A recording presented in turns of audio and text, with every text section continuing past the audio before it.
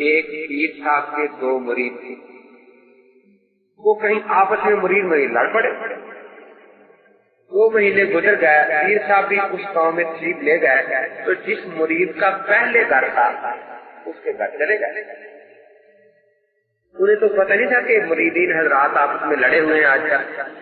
تو جو دوسرا مرید تھا اس کو کس نے بتایا کہ حضرت تشریف لائے ہوئے ہیں، اس نے کہا کہ حضرت تو ہماری مفرد جائیداد ہے نا، چلو ہماری بول چال نہ صحیح، حضرت کی تو خدمت میں نے بھی کرنی ہے۔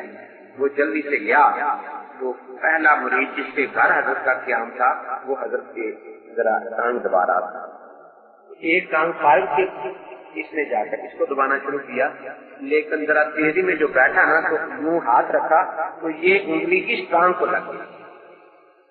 اس مرید نے سمجھا کہ یہ ٹانگ تو میرے حصے میں تھی، اس نے کیوں اس کو انگلی لگائی؟ اس نے حضرت کی اس ٹانگ پر زور سے مکہ مارا کہ تو کون ہوتا ہے میری ٹانگ کو انگلی لگانے والا؟ یہ اٹھا اور ایک ڈنڈا لیا، اس نے وہ ڈنڈا دے مارا، دیکھا تو کون ہوتا ہے میری ٹانگ پر مکہ مارنا؟ اب یہ اٹھا اور کلاڑی لے آیا، اس نے کہا اللہ کی قسم آج شریف کی ٹانگ نہیں رہنے دوں گا۔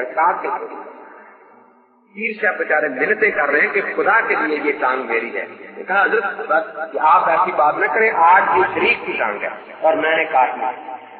بالکل یہی حال غیر مقلدین کا ہے، وہ کہتے ہیں صحابی شریف اگرچہ حدیث کی کتاب ہے لیکن حنفیوں نے لکھی ہے یہ شریف کی ٹانگ ہے، ہم اس کو کاٹ کے چھوڑیں۔